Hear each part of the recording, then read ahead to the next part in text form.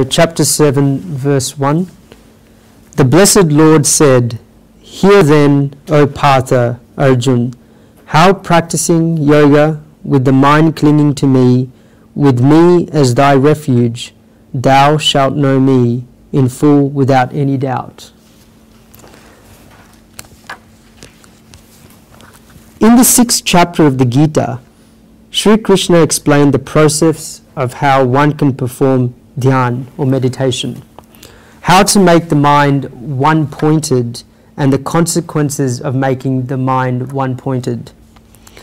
It is natural that a question would arise from Arjun's mind that, God, you say that we should perform dhyan or meditation and make that mind one-pointed. And you showed me the process of how one can perform the dhyan. But who should I perform the dhyan to? When I give, and this is when Guruji gives these discourses of chapter 6 of the Gita, many people ask who they should perform the dhyan or meditation of, and which svarup or the form should they perform the dhyan to. So Guruji makes an example of stating that if you start from the flame of a lamp, there are many different forms of the Supreme Being in the Hindu religion. Nowhere else is there as many svarups or forms of the Supreme Being during dhyan as there is in the Hindu religion. Maybe this very question must have come in Arjun's mind, that when he asked the question, God, you say that one should perform the dhyan, but on whom should we perform the dhyan to? That is why Sri Krishna himself begins the 7th chapter of the Gita, and Arjun has not even needed to ask the question. When there is such a close and strong relation, then this is possible. It is a quality of close and strong relation that there is less need for words and less need for questions, and the answers just come straight away. This is a quality of a close and strong relation. One understands just from another's expression. This is a quality, and an important quality, between having a close and strong relationship. And the more distance there is between the two people having a conversation, then there is more of a need to have more words expressed. So the shallower the subject of a conversation, then there's a more need for words to be stated. Whereas if you have a deeper conversation, then there is less need for words to be stated. And that, of course, makes sense, right? You may find this hard to understand, but the more intensive that the subject is, then the more limited that the words become, and you keep repeating one thing over and over again. Yes, you can say it using different examples, but you cannot change the language, because it is a subject that is so intensive that it doesn't allow you to do that. Now, if a poet is imagining, or if a writer is writing a story, then they come up with so many words, and their thoughts flow so freely that they can write whatever they want to write. But the more intensive, the more subtle, and the more narrow the subject gets, then there is not so much space for writing. And because there's not so much space for writing or flying, if you can say it in one sentence, then you should say it in one sentence. You do not need 10 sentences for it. That's not a good example for lawyers, because you'll probably miss out on a job if you start reducing sentences. And if points or parts you need words and you can say it with expression, then so be it. So the Supreme Soul read this question in Arjun's eyes. There are very few chapters in the Gita in which God has spoken throughout the entire chapter. The rest of the chapters are such that either Samjaya says something, Dashdashtra says something, or Arjun asks a question, or Samjaya is reflecting. One of these things always come. In this chapter, Arjun has not had a need to ask a question. Sri Krishna will explain different things in this chapter, such as Prakriti, which is nature, his lower nature and his higher nature, Shri Krishna will also show his Svarup, or the form, in this chapter. God is going to say Bijramam Surva Bhutanam. Shri Krishna here will give subtle hints of Vibhuti, Yog, his divine attributes. Shri Krishna is going to identify Maya, or illusion, for us all in this chapter. He will explain in this chapter what this Maya is, and we will of course further discuss this in the various verses. He's going to talk about a whole range of topics. God will also show the 4 types of devotees. These are Arto, Jignasa, Survatik, Nani, Chava, and Tashaba. Shri Krishna will also explain a range of topics in only 30 verses in this 7th chapter. Such a broad range of topics will be spoken about, and yet there will be no need for questions. What happens on the majority of occasions is that a person switches from one topic when questions are asked. But Arjuna has no questions in this chapter, and Sri Krishna still switches the topics and gives explanations without any questions needed to be asked. The 15th chapter is also like this, in that Arjuna has not said anything and only Sri Krishna speaks. Only Sri Krishna has spoken in the 15th chapter. This chapter is of that class. So the name of this 7th chapter, does anyone know what the name of this 7th chapter is? Yeah, it's Jnana Vignan Yog. And that means the yog and knowledge and science. So where does knowledge begin from? There is a word that Guruji likes very much, Vismay, which means awe and admiration. And I think we used this in the last chapter, in the last verse, last week. So Guruji was staying with a family in Pune, where he was giving a discourse. There was a child called Vismay, and he liked that name. So when the child came to Guruji for his autograph, the Guruji told him, "Son, I like your name very much." And he wrote in his autograph book, just like your name, may a Vismay towards yourself and others, towards the world, towards the Supreme Soul, last for your whole life. And may you keep getting all the answers in this life. These are my blessings. So knowledge begins with Vismay, the awe and admiration. What must Hari, or God, be like? And where must Hari be living? What is this God that you speak about? What is this world in which we live? Who is this me that I talk about? And who am I?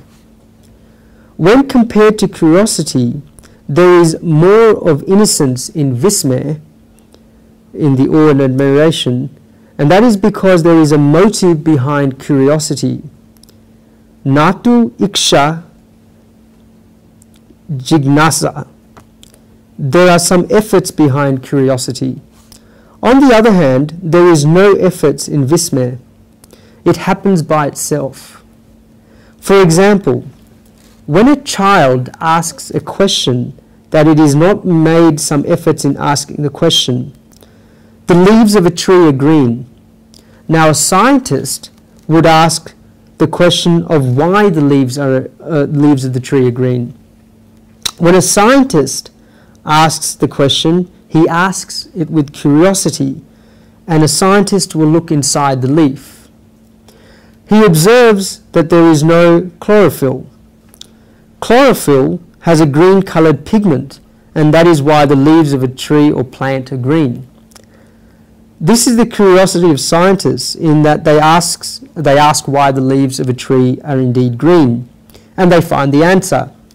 Now, when a child sees the same tree, then it asks its mother the same question of why the leaves of a tree are green. Then this is Vismay of the child. The child just asks this naturally. Scientists ask why the leaves of a tree are green because they wish to attain something out of it. There is a selfish motive behind it. The scientists think that when he finds out why the leaves of a tree are green, then he will get something out of it. He thinks that when he gets the answers, then science will walk forward 2 steps, and it will benefit the advancement of mankind. He thinks that when he gets the answer, then his name will become prominent because he had made such a great discovery, and he will get an award. He gets something out of it, basically. This scientist works very hard, but the hard work is because he wants to satisfy his curiosity and attain something out of it.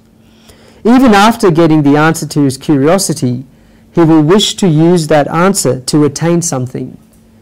On the other hand, when a child gets its answers to its vismay, then it is happy and it does not wish to attain something after getting this answer. Why does rain fall? Scientists sought out the answer and found out that the warm air causes water to evaporate towards the sun, creating clouds by the sun, and then when the water gets cold, it comes down in the form of rain. Scientists said that they found out the answer and have made obviously much use from their answer.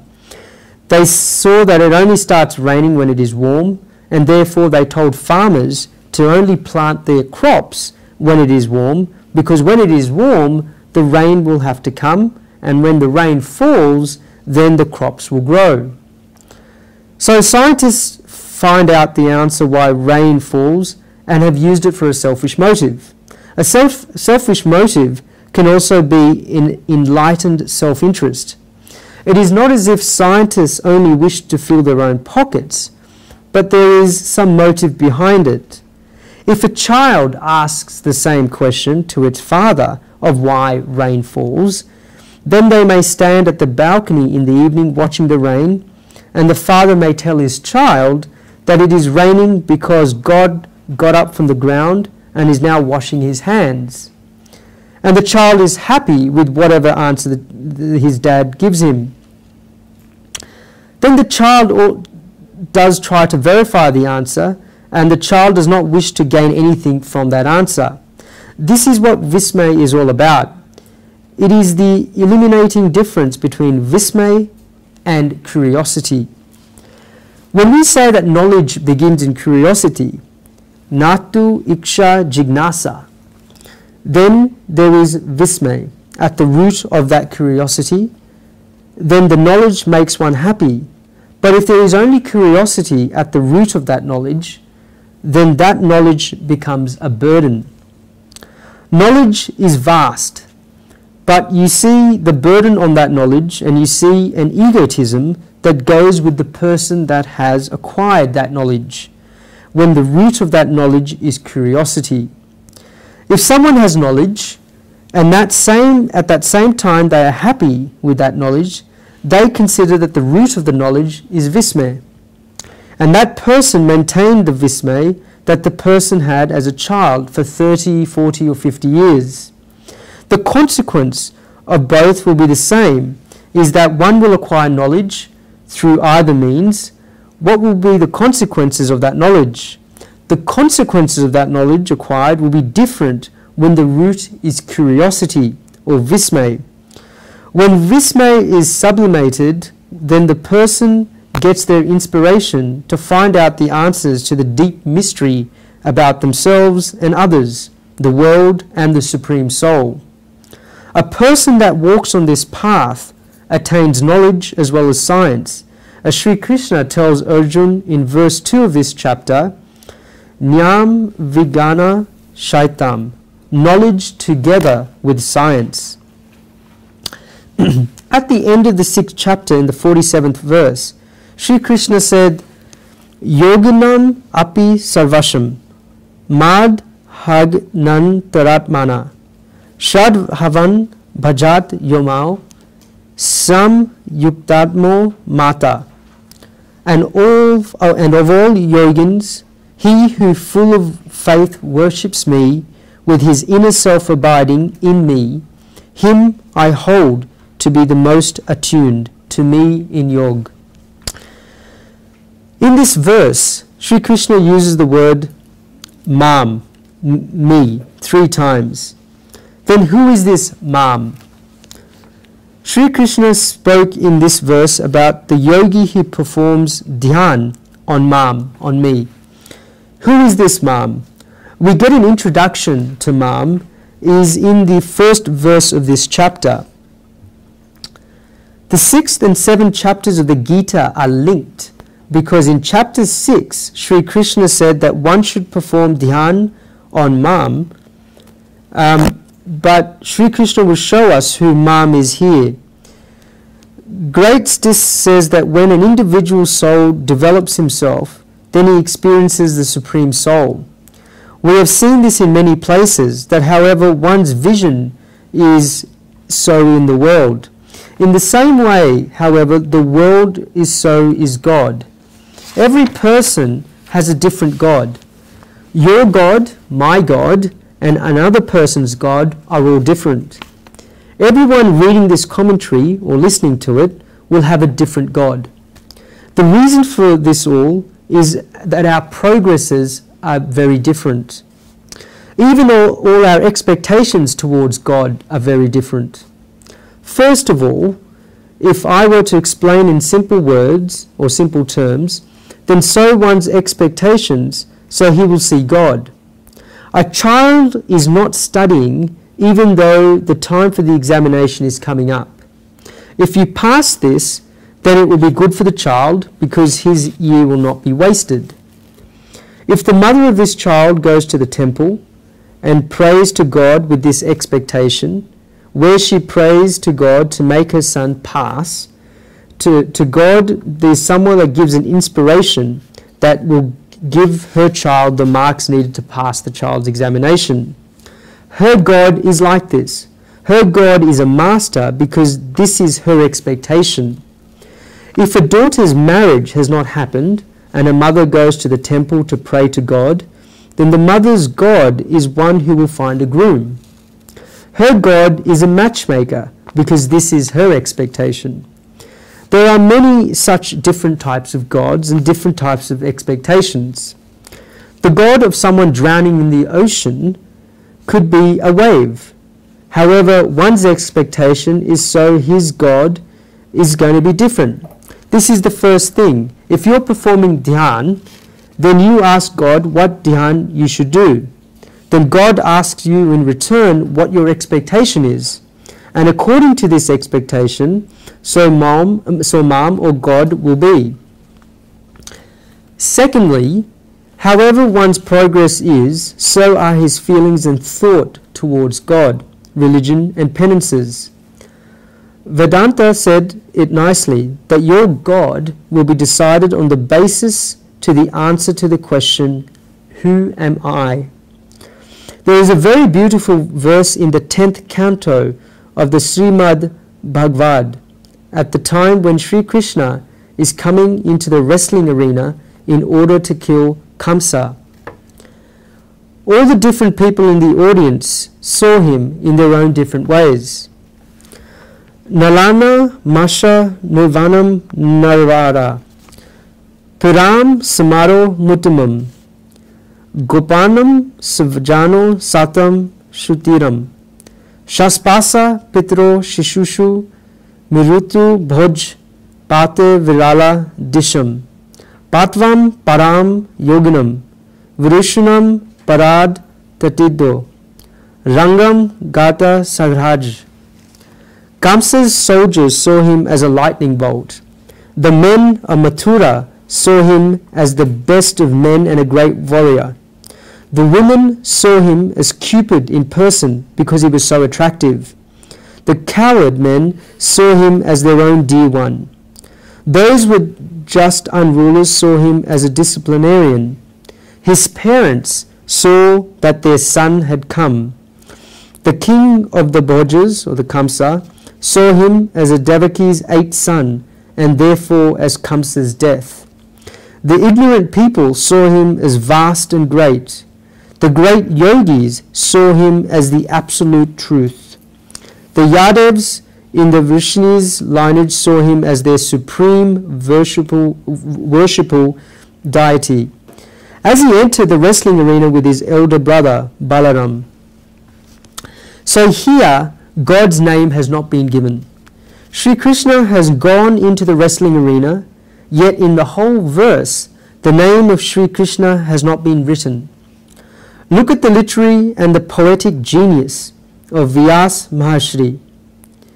Sri Krishna went into the wrestling arena, yet his name has not been written in this verse at all. He has not written that Sri Krishna went into the wrestling arena. So the people in the audience were like, so to Sri Krishna appeared with them. Sri Krishna had killed the elephant Kuvalaya Pida and entered into the wrestling arena. Such simple words are used to describe how people saw Sri Krishna. People saw Sri Krishna as a lightning bolt, the best of men, a great warrior, a Cupid in person, one's own dear one, a disciplinarian, a son, death, vast and great, the absolute truth, and a supreme worshipful deity. If something is a lightning bolt, then does it mean it is Sri Krishna? No. If someone is a warrior, does that mean he is Sri Krishna? No. If someone is a dear or loved one, does that mean he is Sri Krishna? No. So many different words are used to describe how people saw Sri Krishna. So was the state of mind of these people so they saw Sri Krishna so different? Therefore, according to what we are, so the Supreme Soul can look at us. People often ask Guruji that no other religion has this. So why does only Hinduism have so many polytheism, and that they say there are lots of difficulties because of this? They ask how God can have so many forms. Guruji often gets told that there is rest in Islam because there is only one Allah. They touch the stone of Kaaba and say that everything is completed and all is well. They say that there are no difficulties because of this. In Christianity, there is just the cross with the idol of Jesus as he gets crucified on the cross. And there is also the idol of Mother Mary, the Virgin standing with a child in her arms. Apart from these two, you do not see any idols in Christianity. There are no other idols anywhere. The Hindu religion has so many gods, so many goddesses, so many devatas, and people say that this confuses people. This is not a reason to be confused. This is a uniqueness of Hinduism in that people have attained God in so many different forms and in so many different paths. So the person is so he will see and worship God. The Hindu religion shows that so many people worship the Supreme Soul in so many different ways. And when they worship the Supreme Soul, they have attained the Supreme Soul in that form. This is what it shows.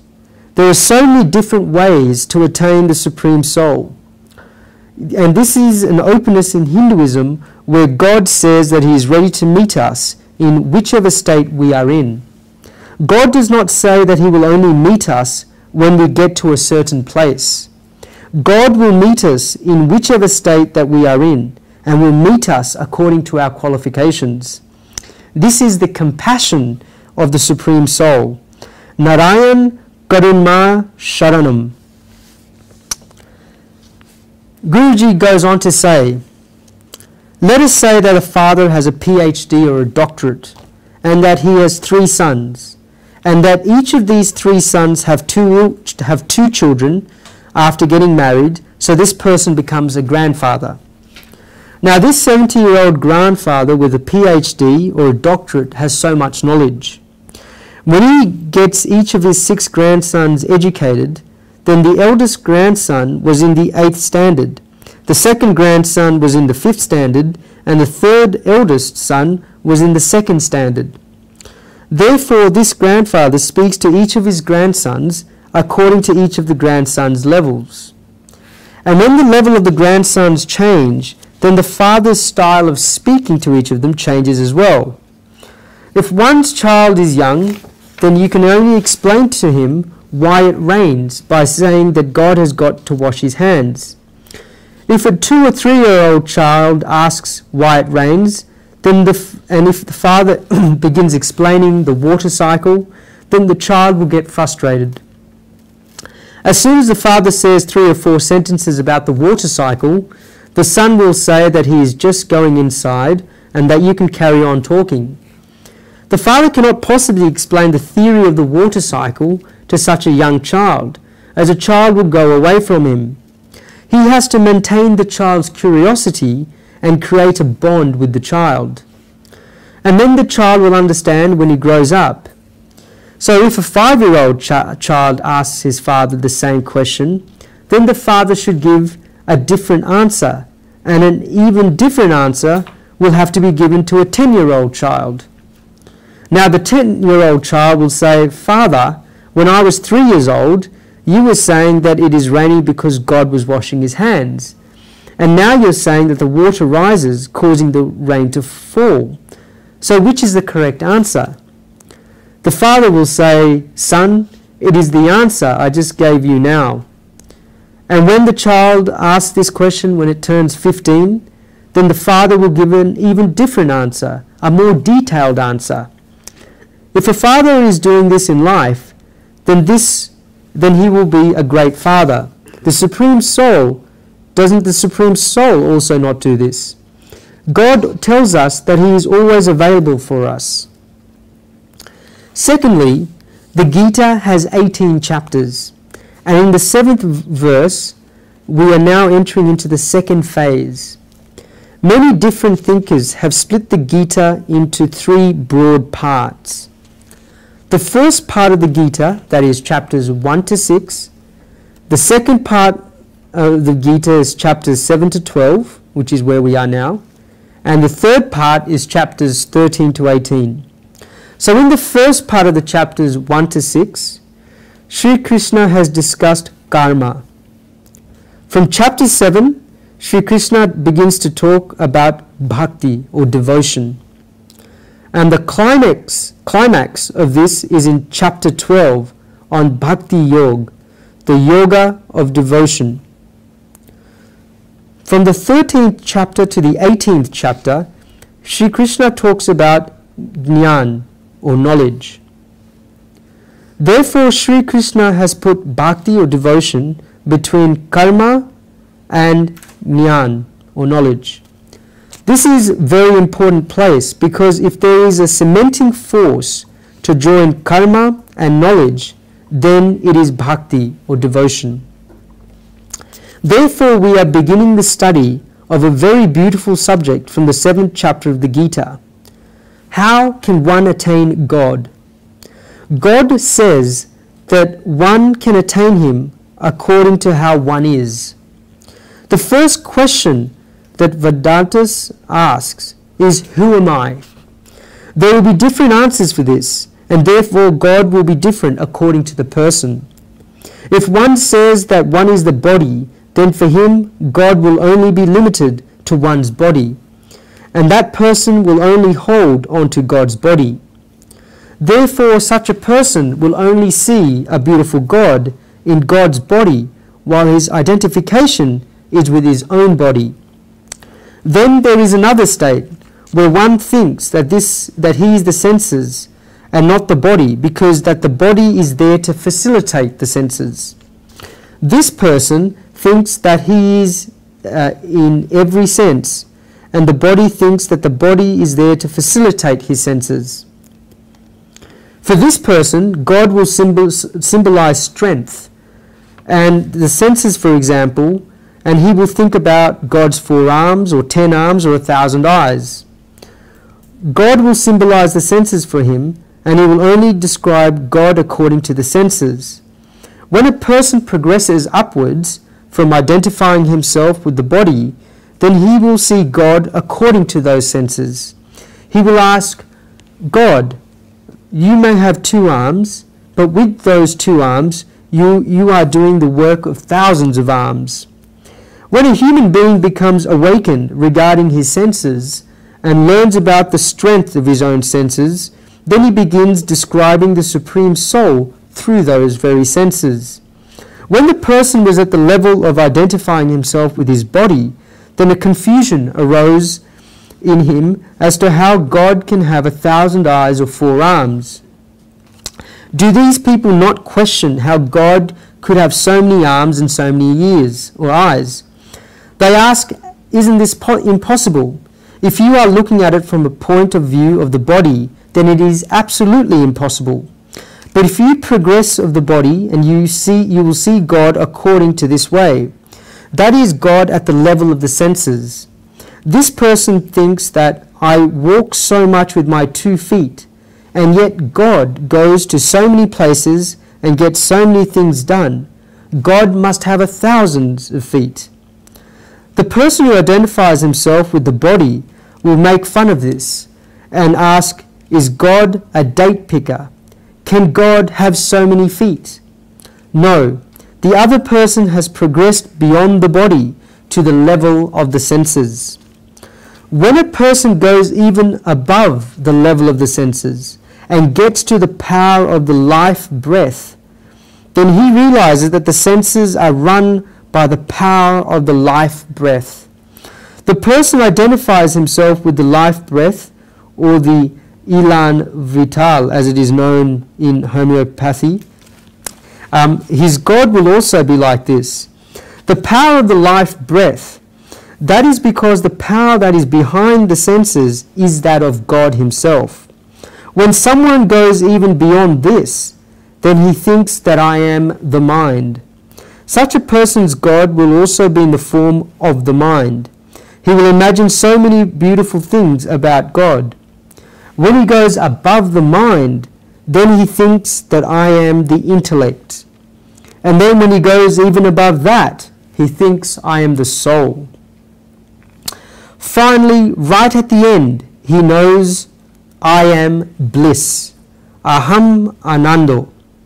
This is where the Supreme Soul is.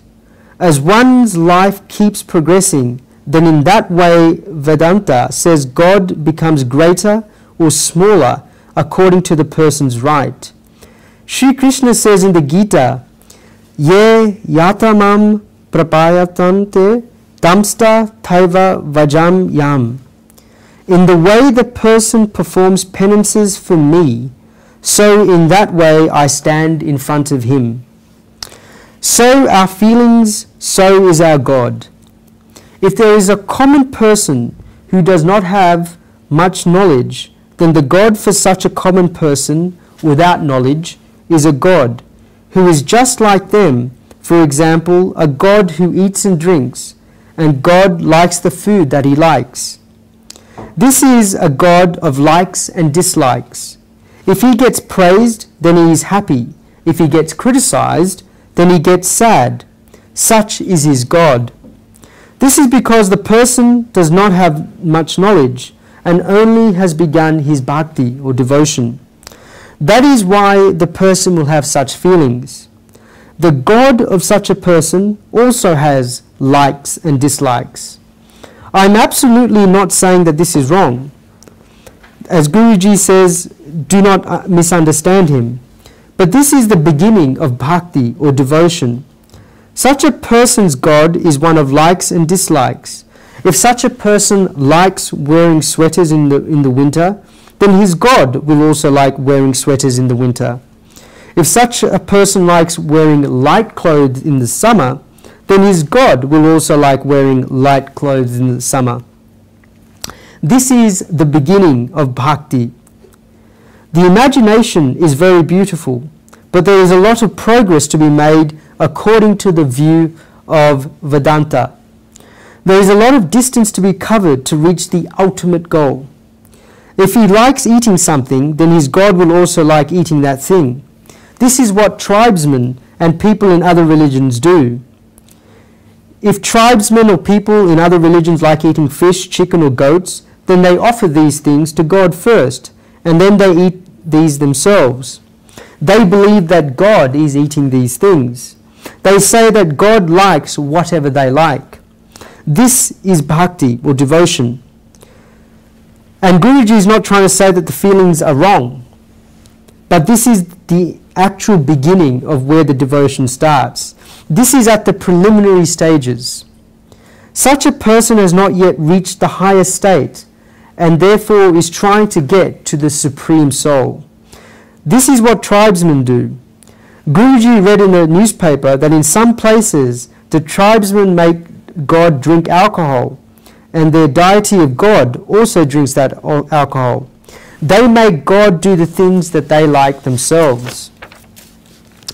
Then as the person progresses, then he advances forward on this path of devotion. When does the peak of this path come? Where does the summit come? Tattvam Asi is the summit. This is the sentence from the Vedas. The Guru is giving a message to his pupils of Tattvam Asi Shvod Keto. Tat means Brahman. Tvam means the individual soul. And Asi means is. Therefore, Tattvam Asi means that the individual soul is Brahman. The Guru is saying to the individual soul that the individual soul is Brahman. The more one's thought, power and feelings become developed, so does his imagination and experience towards the Supreme Soul. They become sublimated and divine. When one experiences this summit of great sublimation and great divinity, then at that time what happens is that any difference between the God and the devotee just falls apart. Any difference just goes away, and the person experiences that ikam eva adviti am. There is never anything between the Supreme Soul and one, because we are one, not two.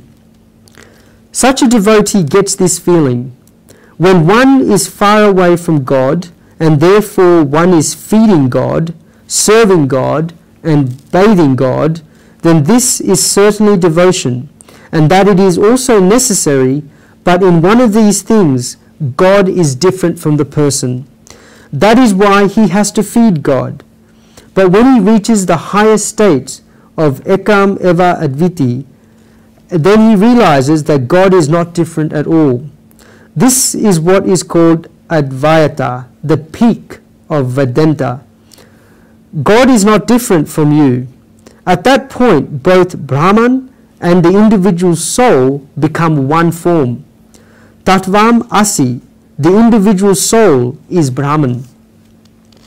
Now, in order to achieve this, one has to make the Tvam, or the individual soul, pure and sublimated. The more that the individual soul, i.e. you become purified and sublimated, then the more that his God will also change. We have to make ourselves free of vasanas, the mental impressions collected throughout our births. Purification is becoming free from these vasanas. This is because everything that is impure is a result of the vasanas and desires. Sublimation is becoming free from selfish will. We will try to understand these. Impurity is as a result of vasana, and we do not need to talk about this much in detail. The more desires you have, then the more impure that you become. But when does the sublimation come? When you become free from selfish will, from a sense of incompleteness. When a person thinks that there is something lacking in him, then is he any less because he is lacking that thing? And how can he have decided that there is something lacking in him? Because he sees something somewhere else, and therefore he thinks that he is incomplete and someone else is complete. This someone else could be anyone. It could be a relative, neighbor, business associate, etc. It could be a guru or even God. This person thinks that he is incomplete because of whoever the other person is, and he wants to be like that other person. Therefore, a selfish will arises in him. Until there is a selfish will, there is a sense of incompleteness. As soon as one becomes free from this selfishness, then at that moment he will feel a sense of completeness. Purnamada Purnamidam, I am as complete as he is. After that, one becomes free from the selfish will, all his selfish thoughts, for why the wayside, and this is the peak of sublimation. At that stage, the person is the peak. These two things are required. One must be free of vasana and free of selfish will. If both of these are there, then the more competent your mind will be, the stronger that your soul will be, and you will get closer and closer to God. Not only that, the bhakti, with this will give you the bliss and a sense of completeness. This progress that happens is the whole path of bhakti, which Sri Krishna will describe in the 7th, 8th, 9th, 10th and 11th chapters of the Gita. Sri Krishna will begin speaking about the bhakti from the 7th chapter and will finish talking about it in the 12th chapter. How does this happen? We have already spoken about purification, coming through performing karmas without desire and obeying one's svadharma or duty. Now God will speak about sublimation. The peak of this whole process of purification and sublimation will be in the 11th chapter, when the Supreme Soul reveals his Vishvarup, or universal form, which is God's form in its totality. On our current spot, we will take the preparation from the 6th chapter and begin our pilgrimage to the spot where we can see Vishvarup, or the universal form of the Supreme Soul. We begin this pilgrimage in the 7th chapter of the Gita. Okay, so